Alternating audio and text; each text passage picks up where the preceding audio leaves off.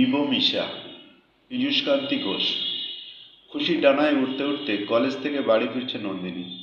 রাহুল আজ তাকে ডিনারে নিয়ে যাবে।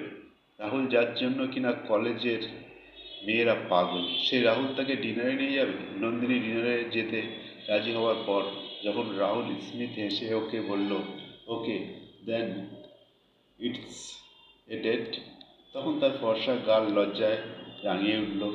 গোটা রাস্তায় এইসব ভাবতে ভাবতেই আসছিল নন্দিনী, কিন্তু অ্যাপার্টমেন্টের সামনে ওই ছেলেটাকে রিক্সায় বসে থাকতে দেখে সব আনন্দ উবে গেল। ছেলেটা এলাকারই এক রিক্সাওয়ালা। নন্দিনীর দিকে সবসময় হাঁ করে চেয়ে থাকে। ওই অসভ্য ছেলেটাকে দেখে খুব অস্বস্তি হয় নন্দিনীর। কেমন যেন বিভূমিশার উদ্বেগ হয় তার।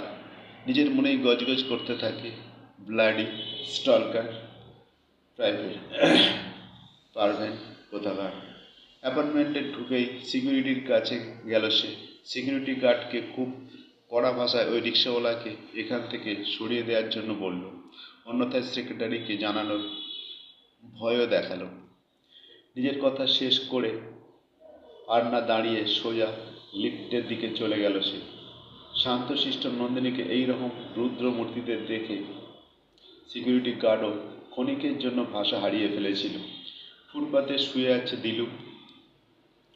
বাপ মায়ের দেয়া একটা নাম আছে বটে দিলীপ, কিন্তু সেই নাম হারিয়ে গেছে। এ মাসের ভাড়া দিতে না পারায় গতকাল তাকে বাড়িওয়ালা বের করে দিয়েছে। এখন কয়েকদিনের জন্য ফুটপাতেই তার ঠিকানা। রিক্সাটা মালিকের জিম্মায় রেখে এসে এখানে শুয়েছে সে, কিন্তু কিছুতেই ঘুম আসছে না। খালি তার দিদির কথা মনে পড়ছে। বছর 6 আগে হঠাৎ নাক মুখ দিয়ে রক্ত উঠে মারা গেল দিদি। তখন তার 12 বছর বয়স। বাবা মার আগেই চলে গিয়েছিল তাদের ছেড়ে। দিদি মারা যাওয়ার পর সে চলে এলো এই শহরে। প্রথমে কয়েক বছর চায়ের দোকানে কাজ করার পর বছর 2 হলো ভাড়ায় রিক্সা চালাচ্ছে। এ পাড়ায় এসেই দেখতে পায় ওই দিদিটাকে। ওই দিদিকে দেখে খালি তার মনে পড়ে যায় নিজের দিদির কথা।